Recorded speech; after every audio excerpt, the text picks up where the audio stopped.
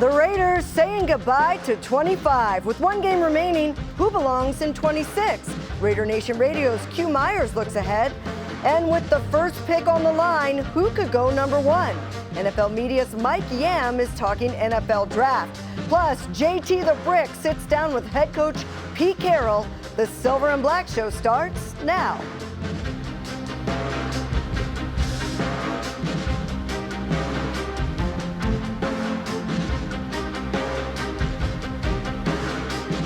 Welcome into the Silver and Black Show, and Happy New Year, everyone. I'm Amber Theoharis. As the Raiders close out the season against the Chiefs, we look to what's next. 2025 was the year of the snake, and for many, it's seen as a time of transition and growth, sort of a shedding of the skin. And for the Raiders, it was just that. New coach, new quarterback, and ultimately, though, a record they would like to leave behind. 2026, though, is the year of the horse, which Chinese culture sees as a year of success and good fortune. A year to ride freely into new things. And there's nothing Raider Nation wants more. But how do they get there? To talk about Sunday's game and the future, we welcome in my good buddy, Q Myers from Raider Nation Radio. Q, Happy New Year to you. How you doing? Happy New Year's to you. I'm doing well. It's always a good time when we get to catch up with each other. So, yeah, definitely appreciate you having me on the show again. Well, it's a time to reflect, and it's a time to look forward as well. We do that going into every new year, but we're going into the final game. There's a lot to talk about with this team. When you look at things to build on, that were actual positive building blocks or foundational things, what do you think of? I mean, I look at guys like Ashton Genty, and I know that he hasn't had the world-beating season that a lot of people anticipated as a rookie, but you see glimpses of what he can do, and you understand that he's going to be a key cog moving forward. I look at him as a blue-chip player. Obviously, Brock Bowers, blue-chip player. I also look at guys like Caleb Rogers, we've starting to see him get a lot more action on that offensive line, and I feel like he could be a part of the solution that is the problem of the offensive line and its struggles this year. And it's a very small sample size, so I kind of hesitate to say this. I also think Charles Grant could be a part of that. I do believe that he's a little bit slower as far as, growing into the position on the NFL level, coming from William and Mary, but I do believe that a lot of people have high hopes for him. We've seen him in a handful of snaps, and it looks like he has the opportunity to be something. So I think there's a few pieces that this team has brought in this year, John Spytek and company, and you feel like, okay, this team could start to grow around those guys as long as they make some really good decisions in this offseason. How about the defensive side, though? You kind of listed all offensive guys there. Well, yeah, I mean, defensively, Eric Stokes, I think he's been quietly having a really good season. I actually said that to him in the locker room just a couple of weeks ago, and I said, how big was this season for you? I know the record's not what it's supposed to be and what you wanted or anybody else in this locker room. And he said, no, it's been a big season, and he had to go out and prove, not to himself because he always believed in himself, but prove to others that he could stay healthy all season long. He could still be that guy that he was when the Packers drafted him in the first round.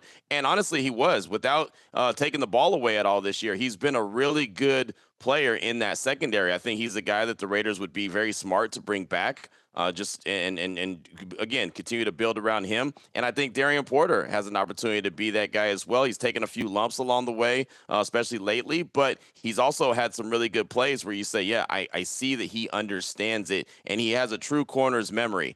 None. Yeah, he doesn't have a memory. So if a bad play happens, he just, he clears it and goes on to the next play. I do think that those are a couple corners that you should get excited about as well. When you're talking about Darian Porter, Eric Allen, he also likes some of the growth that he saw, our Hall of Fame corner. And he said that he likes the instinct. You look for things like instinct. I know you talk about toughness and resilience, but what did you see from him in that realm?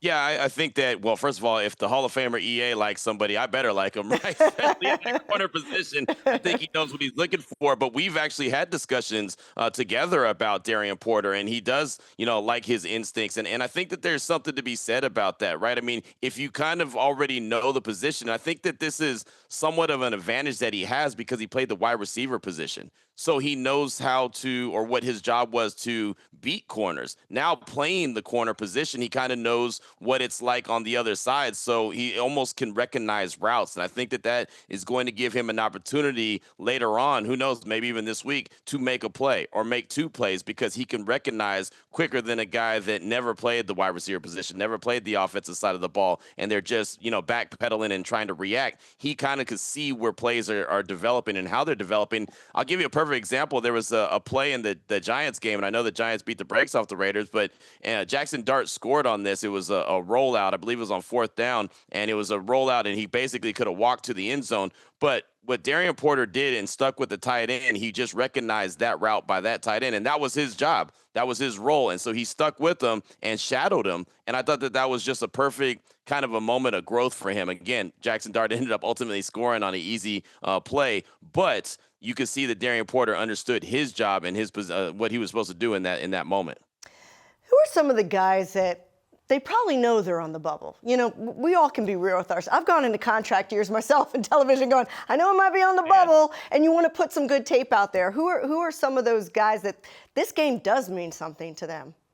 Yeah, there's. I think the Raiders have a handful of these guys. I could look at a guy like Devin White, who has had a ton of tackles this season, and he's been able to stay healthy all year long, and he feels real fortunate to be with the Raiders and have a chance. And as he told me in the locker room, like, Q, I came here on a vet minimum. He's like, I'm basically working for free, right, just to keep my body in shape so I can go throughout the course of the year. I think a guy like Devin White, as he's told me that he would love to come back next year, is trying to prove his worth to this team. And everything he's done this year hasn't been great, but he has been resilient. He has been a guy that has been there start to finish all season long, leads a team in tackles, and when you break a season record for tackles with this Raiders organization, that kind of tells you something. And so he's topped the number that Robert Spillane had just a couple seasons ago, and so you got to give him credit for that, and also the leadership that he's tried to bring. So I think this is a really big game for a guy like Devin White. I think that he realizes what he needs to continue to do and just kind of seal the deal to try to ensure that he comes back next season.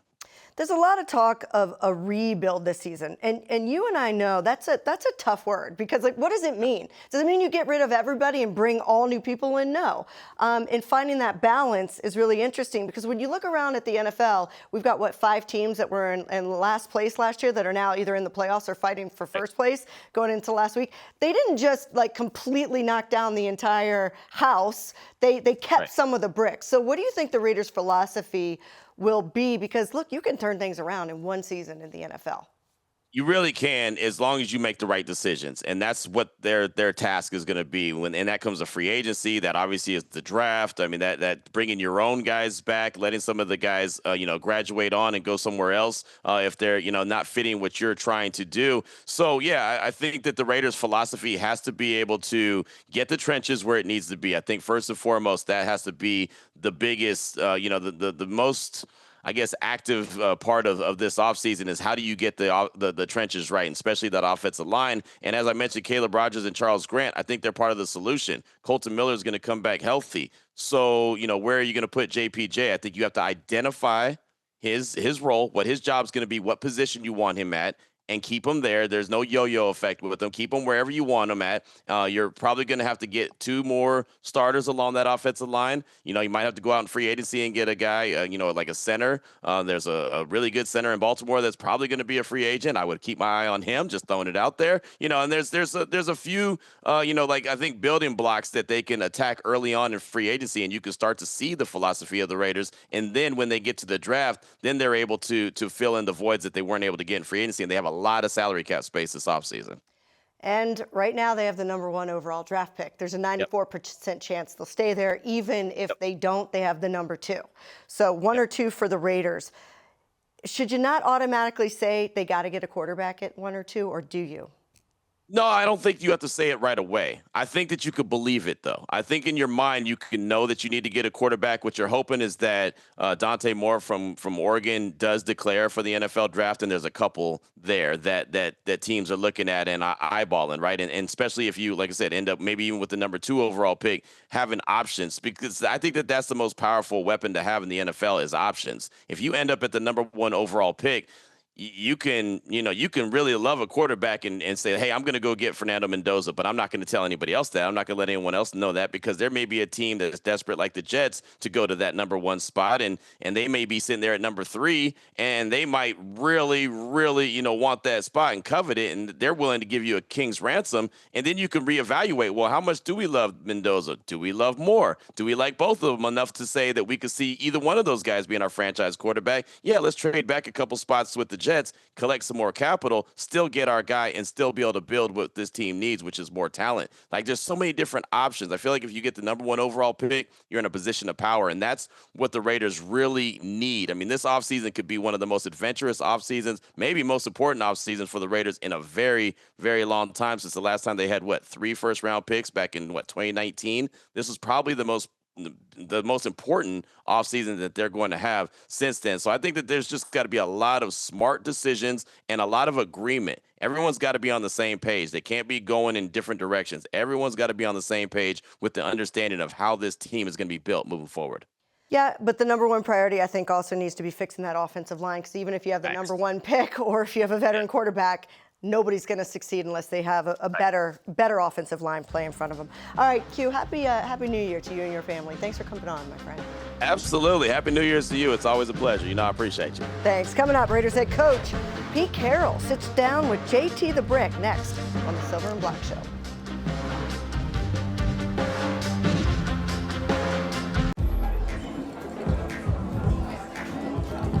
How about totally obsessed? We created a cocktail that requires 7 unique ingredients. The most important one, 1800 tequila. Just as obsessed with taste and quality as we are.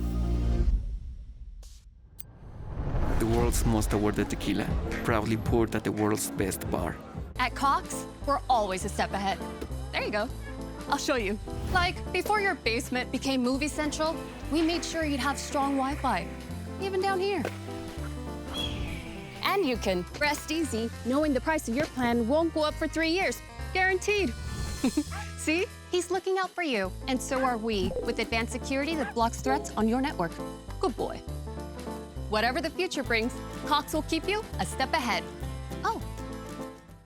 Every year, millions fly with us at Allegiant because together, we go places. We see old friends and try new things. We laugh. We really like to laugh. And reconnect. We remember. And we wander, which leads to wonder. From how we go to where we go to what we do when we get there, we go further together.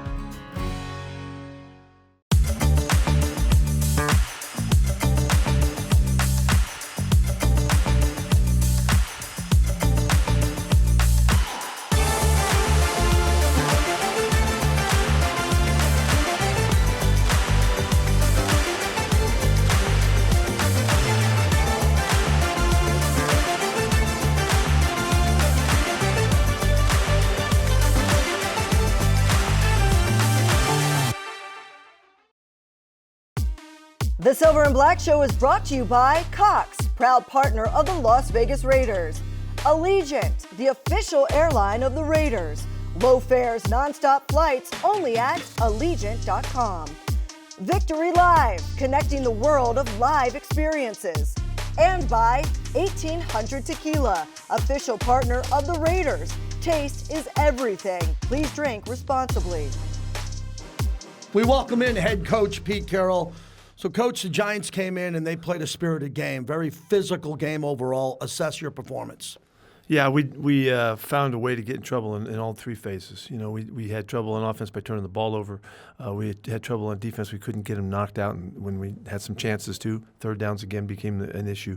And then the kicking game, the big play in the kicking game, when there was a chance to return and seize some kind of momentum, it was moments later that they returned the kickoff for a touchdown. So it was just unfortunate, and you could tell that we missed some guys that weren't out there, and But fortunately, to his credit, Mike Mayer had a great game, and played really well, and kind of filled in for Brock. We didn't get much of the rush that we would like to have gotten on, for Max not being available, and we missed Jeremy Chin too. Those guys are good players. Before we get to Mike's game, I want to stay with special teams because I know how the passion you have for tackling and fundamentals there. You made a coaching change mid-season, and then you gave up another backbreaker there. Going into this game, is there anything left to do to get that unit to come together and have a big performance? Yeah, we have to play consistently. If you saw the game Tommy Eichenberg had, making hits down there inside the 20 or around the 20-yard line, and some phenomenal hits. Well, Tommy had a chance on that last one too,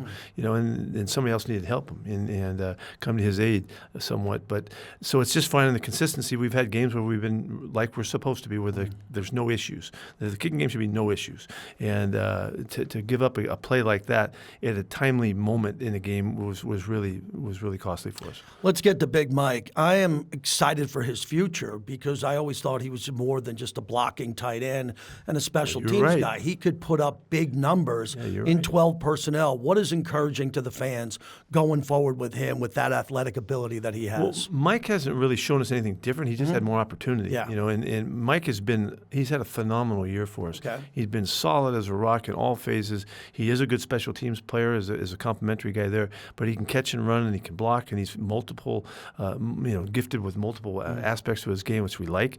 And he showed you how tough he is too. He ran really tough in that game and took care of the football in a good fashion. 1,200 plus scrimmage yards for Ashton. I want to spend a few minutes on him. I'm just amazed. When he gets hit behind the line of scrimmage, it happens. That happened a lot this year. He can only do so much. When he hits the hole and has an opportunity to make a play, especially in the passing game, overall, if we can put a bow on his season going into this last game, what encourages you about his career going forward? Well, there's no question, and I think you're right on it. And there's a play in this game when you see him do something. He steps out of a tackle and kind of hops through it. Like, you don't see guys do very often. He's got a real creativity to him that allows him to really be a big threat in the open field. And so I think he's had a terrific season. We'd love to get him 120 or whatever he needs, to get him 1,000. It'd be fun to get that done. But he's contributed in many ways. Look at him catching the ball down the field, in the last couple of weeks. Again, he makes plays. So he's a big threat. We love him, and he's still just getting warmed up, just getting started. Gino has an ankle going forward. Assess him and the season, the struggles he's had, but the depth going into this game at quarterback and what you're looking forward to. Yeah, it's going to be hard for Gino to play. He had a pretty good ankle sprain. We thought it was the high ankle. That was the first determination, but it wasn't clear until they did the MRIs and all that. But it's going to be difficult for him. We'll see what happens during this week. But right now we have to look to Kenny, and we got to look to Aiden and let those guys. I want both those guys to play in this game, and so we'll see how we map that out. But as we get through the week. But it'll be fun to see them play. Those guys have worked really hard, and they're good competitive ball players, and there's the competition's on, and so there's nothing I like more than competition. You've coached some great defensive players throughout your career, and a lot of them on winning teams. Have you ever had anything more unique than this Max situation? He's back in the building here. How you handled that, how he handled it, and what you do with him going forward. Yeah, Max is he's one of a kind. He's a great player, and he's a great competitor in all aspects of what he brings to this game. And he loves playing so much that it was just too hard for him to find a way to rationalize, I can't play. He's been making it back each week. When they finally got some tests done, it was clear that it was bad. Yeah. And so, but he could still do it, and he knew that, and he just wanted to keep playing. And I totally can relate to him. I would want to do exactly the same thing, and I'd have fought it this in similar fashion. I would like to think, because it's just the makeup that we have to compete. And so he just needed some time to just clear his head, and he's back in here yesterday and with the fellas and feeling comfortable about it and mixing, and he'll be inspiring guys, motivating guys throughout. He's always done it with his play and his outlook, and so now he'll do it with just trying to influence those guys into playing the kind of football they're capable of playing. The last game for this defensive line, I think it's intriguing who's going to step up when Mac's not there and get an opportunity. You always talk about another opportunity, an opportunity to compete. It would be great to see someone pop on tape and have a big game against a division rival. Yeah, there's no doubt. And Malcolm, he was active in this game last week and was maybe tried to make some plays, trying to fill in the shoes for Max. Tyree Wilson had a good chance to show that. We'd love to see more activity out of him, so he gets a good opportunity. He's just a guy that a couple years back, we thought the organization thought that he was going to be a big factor for us. So he's got a chance to show that, and could stand out more so with Max not being on the field. So we'll give him a grade up there. Harvey got a chance to play a little bit for the first time and show what he can do, and he's battling his tail off. He hadn't played all year long, but he's going to try to see if he can add something to it. Tonka got on the end a little bit last week and made a couple plays, so that's a positive look forward to, and see if he can do it again. One more player I wanted to highlight, Coach, is Eric Stokes, because Caillou's injury and Porter, you're playing young guys. They're going to kind of get thrown into the fire and make some plays or make some mistakes, but you've pointed his name out the last couple of weeks, and tell us a little bit more about him. Yeah, Eric has had a really solid year. He's a fantastic athlete. He's got great speed. He runs under 4.3 somewhere in his college days, and it shows up in his change of direction and his quickness. He's really taken to the way we coach him. We've made him a press corner and really emphasized that for him, and he plays his techniques off of being a press guy. He's won a lot. He's probably one of the top, handful of guys in the league, numbers-wise and all of that. He stood up to the challenges. So he's done a really good job. And I know he's really excited about this opportunity to emerge, and get back. Because he had a rough go first couple of years, being banged up and in and out of the lineups, and we thought we saw something in him, and it's really come to the front. So I'm excited for him. I know he's excited about his game. Chris Oladokin, what can you tell us about him? Third-string quarterbacks can be a wild card at the end of the year, right? Yeah. You put someone in there, they want to make a play. What can you tell us when you look at the tape?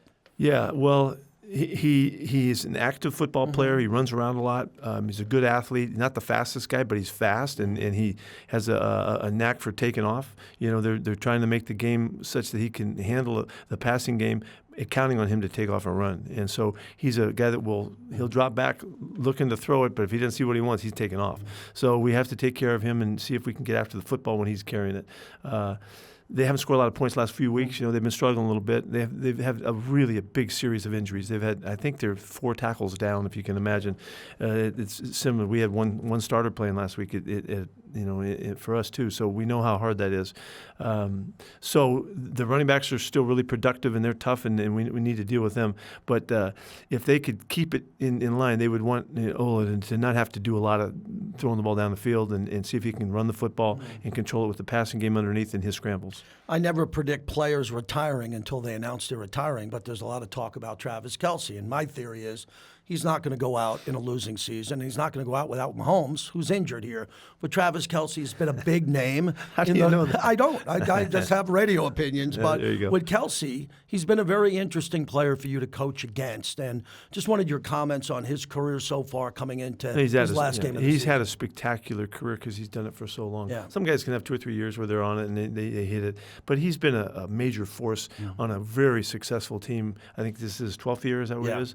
And he's still doing it. And they still go to him, and he still makes plays. And he's their leading target guy, and he's come through time after time. And he and Mahomes had a great chemistry in the makeup that it isn't as obvious right now, of course, but he's still going to make his plays, and they have an offense designed where he has a lot of latitude to get open and to make space in his option running and things like that, and he's great at it, So, and he comes through and makes the big catches, and he's the big play guy, when they need him. So he's had an incredible career, and so noteworthy down the stretch here with Taylor and the whole thing. It's just been an amazing kind of storyline. So, I don't know how many years he wants to keep playing. I don't know anything about that, but I know he's going to battle this weekend, so we got to take care of it. I know finally that you and Andy Reid have been 2 of the most successful coaches over the last 20 years and had some great battles overall. Andy Reid's coming in here to win this game. And as everyone talks about picks and draft order and all that, I know you and Andy take the high road all the time and want to compete your butt off to win games and show each other the respect you have for each other. Yeah, well, you go all the way back. You look at Andy in preseason, he plays his guys. He's trying to get them ready to play the football season. Where a lot of people say, oh, you shouldn't do this, you shouldn't do that. That's guys that sit at your desk, But when you're coaching, it's a mentality that you're trying to, be pervasive throughout your program. Andy's had that with his long-term success. They know what he's all about and where he's coming from, and he's serious as you can get about trying to win football games. Well, we're going to go nose to nose. This will be a good battle. We're kind of playing with, we're limping our way into this game, both teams, and we'll see what happens. But on game time is going to be the biggest game in the world for us, and we're going to do everything we can to get him. And I love Andy, and I love his family and his background and all the things that he's stood for, and his success speaks for itself. But it's fun to go against him. Coach, not many coaches do this every week. You were kind enough with your time every game this year. I want to thank you for that, especially our audience here. Your final thoughts on the season going into this last game, to the fans, a message. It wasn't the season you expected when it started, but you've been a class act coming in here every week. What would you like to share with the fans? Yeah, it's been most disappointing. I mean, I never imagined that we would have this much trouble winning our games, and so we've been on the other side of battling to keep our focus and to stay with it and to keep the principles that we have designed to guide the program. Our players have done a really good job in prepping every week. They're into it. They come to the meetings with energy. They practice hard and work at it. They compete to make each other better every day. The whole goal for the players has been to be a great teammate, and that means you got to bring it every day, and you got to be accountable. And the guys have really done that. The successes haven't been there. It started right in preseason. We couldn't get our wins then, and we've been struggling the whole time to get them. I'm proud of these guys, the way they battled. I love coaching these guys. It's been fun. The personalities and the characters that are on this team, they're going to be the same guys that are going to be there when we're winning a bunch of games. Thank you, Coach. Good luck. All right. See you, JT. Coming up, the Raiders currently hold the first pick in the 2026 draft. Who should they take? NFL Network's Mike Yam joins the show next.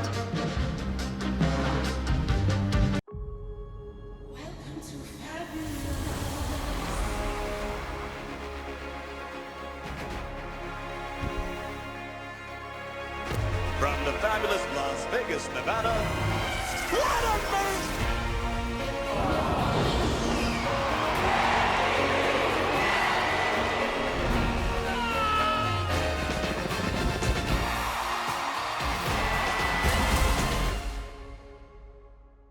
At Cox, we're always a step ahead.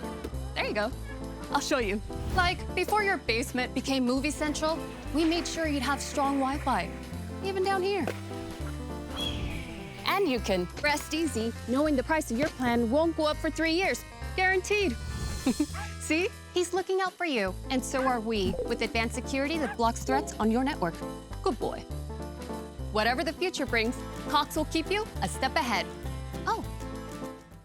Every year, millions fly with us at Allegiant because together, we go places. We see old friends and try new things. We laugh. We really like to laugh. And reconnect. We remember. And we wander, which leads to wonder. From how we go to where we go to what we do when we get there, we go further together.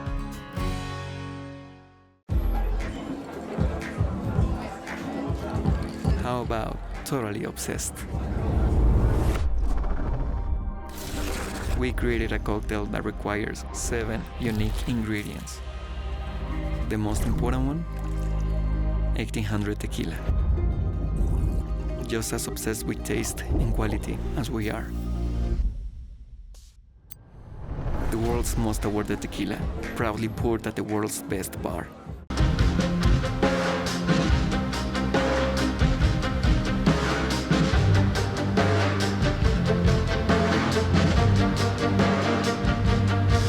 Welcome back as the Raiders get ready to take on the Chiefs in the last game of the season. There is so much left unanswered, but first, a lot of reflection needs to happen. And to help us do that, let's bring in NFL Media's Mike Yam, a good friend of mine. Mike, happy holidays to you. Good to see you. You as well. Always appreciate the invite. I don't know for Raiders fans if this is something that they want to actually process or just wait a couple weeks until after the draft to talk about the season. But I get it. It's been not the way that we thought it was going to work out this year for this team. Not even a little bit, but let's start out with the last draft, right? There was Ashton Genty went 6th overall to the Raiders, and then 10 more players went after him. It was a big draft for John Spytek in his first draft. How do you assess this group, going into the end of the season here?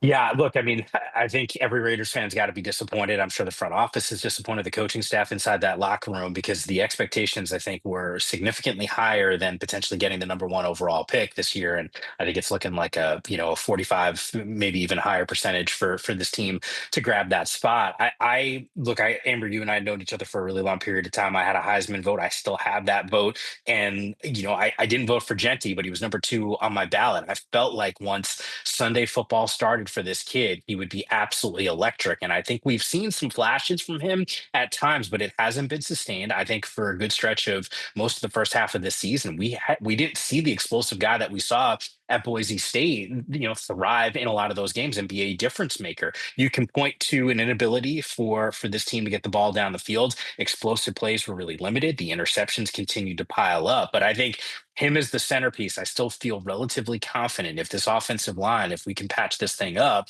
we got an opportunity to just have more of an improved offense, because it has been tough sledding to watch this team at different times of the year. Obviously, you're huge in college football as well as the NFL. Looking at somebody like Jack Besh, there wasn't a lot of discussion, but we did get to see a little bit from him. Not as much from a Dante Thornton, but I feel like those two receivers, they were in the top 3 rounds. They should get, top 4 rounds. It's kind of undecided on what their future is, and I really want to see more. Yeah, no, I think then that's kind of the disappointing thing. When you think about the stall drive so far this season, and Besh was a guy that I actually really liked coming out of school, and I do think that there's still some upside here. But Amber, like if you can't run the football effectively and you continuously turn over the football, and I think some of these picks for Geno, some of them are on him, some of them aren't necessarily on him. But how many times have we seen Genty get the football in the backfield and the penetration from a defensive line is already up in his grill? I mean, there wasn't much room for him to really move. And I think when you become so limited, whether it was Chip Kelly or whoever it's going to be in the long term, calling plays for this team, I just think you're hamstrung. And I think to your point, Amber, like the evolution of players, especially in that rookie season, it's not just year one. I mean, look at the development across the league over the last 10 or 15 years. There are players that have okay rookie seasons and then really come on strong in these subsequent years. And I still think the jury's still out on last year's class, but I think the focal point has to be, how do we get better right now? And does it start with drafting a quarterback? And if that is the case, who is that player? Is there a franchise guy in this year's class that you think can be a difference maker?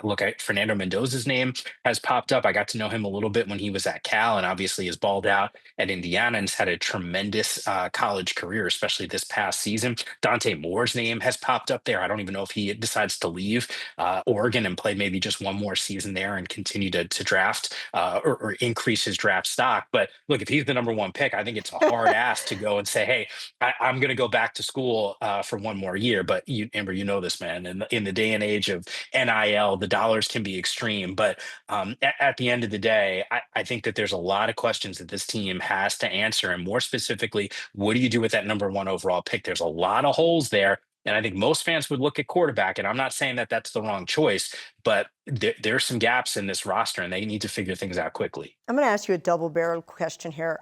One you don't have to answer. It's kind of like asking your political vote, but you do have a Heisman vote. Did you vote for Fernando Mendoza? I did. Okay, so you think he's the best player in college football right now. Now, let me ask you this. If you're the Raiders and you do have the number one overall pick, do you go with that, with a quarterback, because you think he is the best player in the draft right now? So I'll answer it this way, Amber, because for as much as I think that Fernando Mendoza had the best season in college football and deserved to be the Heisman winner, I am not 100% sure of what he is when he gets to Sunday football. Now, to be fair, I thought Ashton Genty was going to be on the short list for, offensive rookie of the year this season. That clearly didn't happen. So the assessment might be a little skewed here, but, you think about the skill set that Fernando has. And I sometimes, as an individual, struggle when I think about those first impressions, and I think of him as one of truly the nicest kids you'll ever meet in college football. And I want nothing more than success for this guy, but I don't know what he is as an NFL Sunday quarterback. I think we've seen a level of toughness that I don't know if I necessarily saw at Cal. I saw that in Indiana. I saw critical throws throughout the course of the season. But is he Cam Ward, for example? Amber, this because we're friends. I'm a Giants fan, right? Like we had Jackson Dart, and do I think he's a franchise quarterback? Yeah, I feel relatively confident. Do I love Cam Ward? Would have loved to have him on my roster? Yeah, absolutely. If I look at a comp between Cam Ward and Fernando Mendoza in different classes, the Cam Ward to me is a guy that I would draft number one overall. And I'll say this: if Dante Moore decides not to go back to Oregon, then I think there's a real conversation there, because in my mind, I might lean towards Dante Moore as a guy that I think could thrive on Sundays. The mobility that's there. And I'm not saying that he's Jaden Daniels, but I remember seeing Jaden Daniels in his very first start at Arizona State. I was there for that game.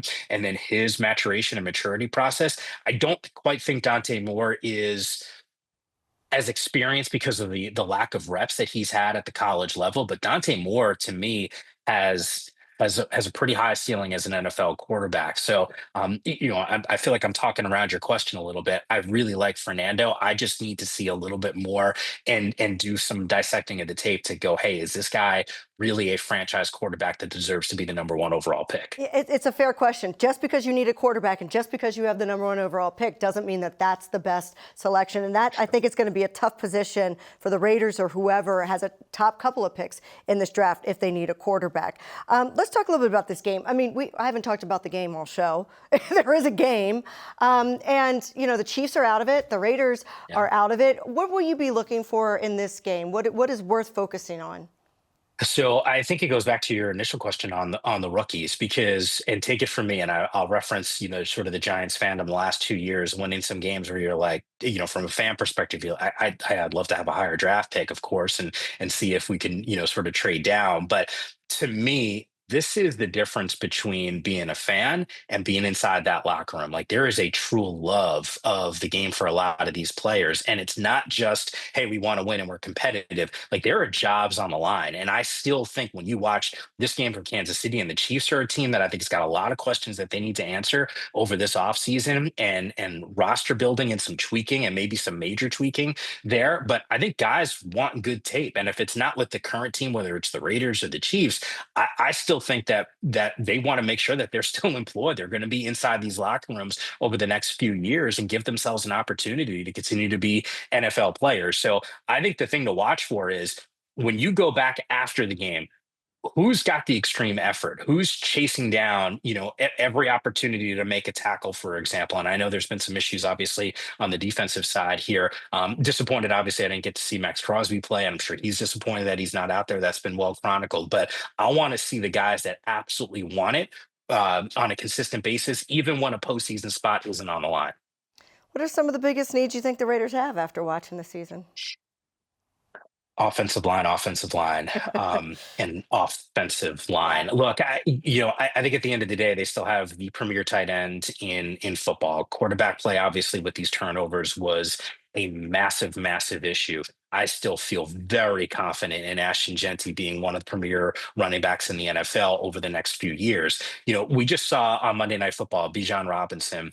The guy's absolutely electric, and his ability coming out of that backfield has been a difference maker. Now, the Falcons, that's a whole other conversation that we can have on a separate show at one point. Like, there's some problems there, and I think they've underachieved. And I don't know if the roster right now is as good as Atlanta's, but I do look at what the Raiders have, and I go, hey, like, this team, has got the potential to be better. But when you can't protect the quarterback, when you consistently turn over the football like they have this year, it does hamstring them. So in my mind, how do you patch up this offensive line? It really would be step number one. And then what is the real long-term solution at that quarterback spot? Because the last couple of years, it has been a little bit of a revolving door.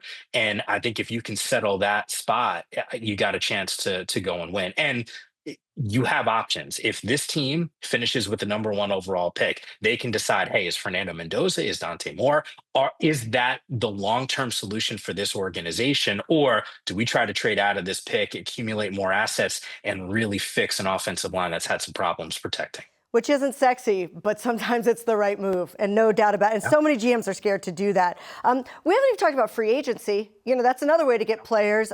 Totally. Who are some maybe big name free agents that are expected to come out that maybe with all this cap space? I mean, the Raiders have about $120 million in cap space that they might want to focus on, or at least I actually think it's a really good point, because for right now, at least at NFL Network, right, we're having conversations about the league MVP. And I think after watching Matthew Stafford throw 3 interceptions on Monday Night Football, all of a sudden Drake May, whose name has been in the mix, but Drake May now all of a sudden becomes a favorite. Mike Vrabel as their head coach. I bring this up because you look at that roster this season compared to last year, like the Patriots team looks dramatically different. They went on a spending spree this off season, and I don't think you could be shocked now maybe winning the AFC East and taking out the Bills, who would essentially own that division, and maybe even being a #1 seed, because there's still a path for them to be there in the AFC. That is surprising. But did I see this team being improved? Yes. And I think it speaks to your point. How do you allocate some of these dollars? Now, I know the Packers have lost a couple of these, and this is not, I don't think, what Raiders fans want to hear, but I think Malik Willis, who's sort of this athletic quarterback that I thought has played well for Jordan Love, like, how much availability is there? We've seen other teams rely on other quarterbacks, depth at that position. Is there a guy that you like that could be a stopgap to allowing Fernando Mendoza, for example, to develop? And maybe they have that guy. Maybe they look at, maybe if the Raiders sit there and say, hey, we got the #1 pick, it's going to be Dante, it's going to be Fernando, we're going to go quarterback here. Gino's on this roster, and how does Gino help us bridge to that next guy? Maybe that is the solution. I'm not saying that that's the path that I would necessarily go, but I do think it is a reasonable expectation to look at free agents, look at what the Patriots did. That's the blueprint, because very quickly they were able to turn around that franchise. We appreciate you, Mike Yam. Thanks for being with us, and Happy New Year. Always appreciate the invite. You as well. All right, coming up, who should the Raiders take into 2026? It's One Last Thing next.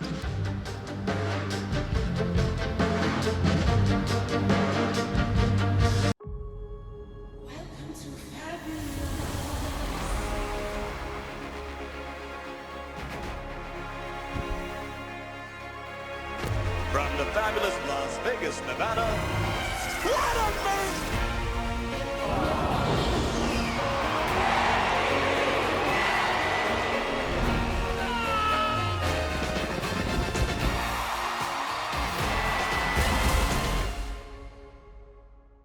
At Cox, we're always a step ahead. There you go. I'll show you. Like, before your basement became Movie Central, we made sure you'd have strong Wi-Fi, even down here. And you can rest easy knowing the price of your plan won't go up for 3 years. Guaranteed. See? He's looking out for you. And so are we, with advanced security that blocks threats on your network. Good boy. Whatever the future brings, Cox will keep you a step ahead. Oh.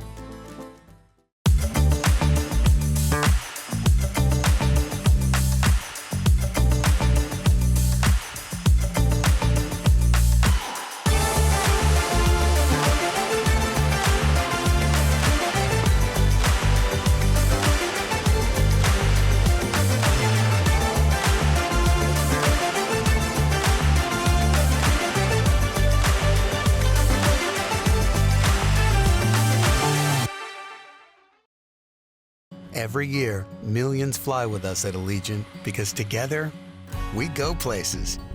We see old friends and try new things.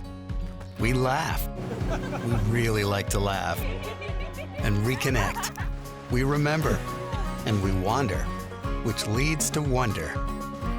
From how we go to where we go to what we do when we get there, we go further together. The Silver and Black Show has been brought to you by Cox, proud partner of the Las Vegas Raiders. Allegiant, the official airline of the Raiders. Low fares, nonstop flights, only at Allegiant.com.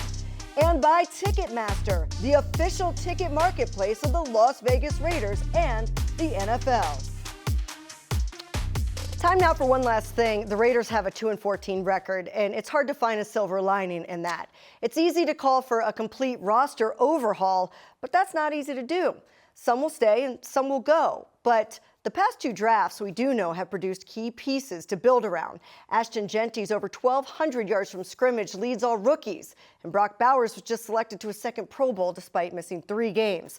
A loss that did have a huge impact on the rhythm of the offense early on. We saw a tremendous game right off the bat, in New England. Obviously, look at their team now. They've had a fantastic season, and that was a pretty solid win for us.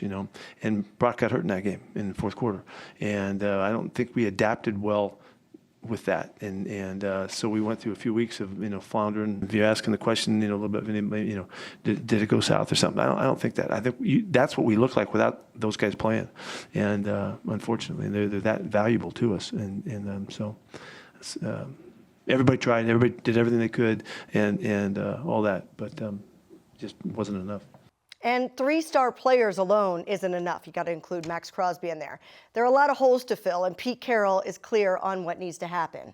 Well, we're just going to keep going like we go, and that we just try to make it as hard for everybody as possible to compete to be the player that they're capable of being, and there's going to be opportunities now for tremendous opportunities for acquisitions to add to the team. We'll see how that goes, but we'll just try to continue to make it as competitive in all spots as we can possibly make it. And our guys have taken to the mentality. They know when I say stuff like that, they know what I'm talking about, and they have to rise up every day and battle against each other and try to see what who can win and who's going to get on the highlights the next day in the meetings and all that. And that's the foundation of it.